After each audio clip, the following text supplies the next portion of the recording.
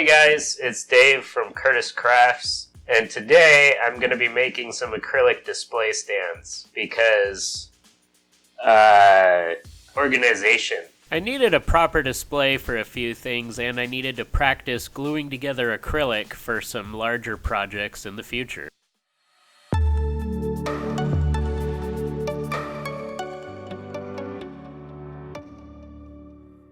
I'm going to be making all these from 1/8" acrylic from Tap Plastics. I just picked out some colors that I like, as well as a number 25 syringe and some weld-on 3 to adhere all the plastic. But before anything can be assembled, all this paper has to go.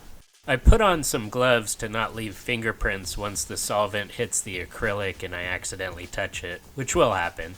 And then I use a roll of tape to give myself a 90-degree angle. Maybe eventually I'll buy a 90-degree angle thing. In fact, I know I own some, and they're probably outside in my truck. Once I'm sure the two pieces are making contact, I apply the solvent in the seam, and both surfaces will melt and then reform together, kind of like a weld. With that, the Game Boy stand is done, and it's on to the next one.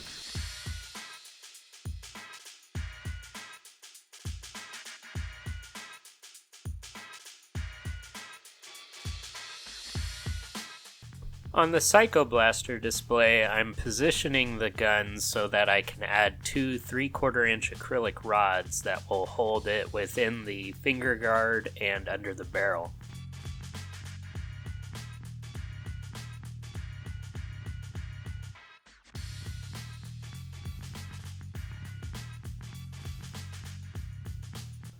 I'm able to apply the solvent to one of the rods, but for the other I have to carefully remove the gun without knocking anything over. Rather than flame polish, I add some solvent to the top of the rods in order to make them a clear finish again.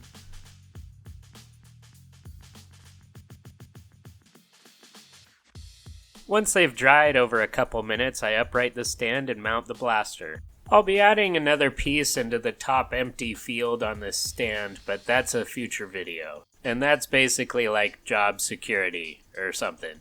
Because now you'll definitely want to watch that, even though you have no idea what it is.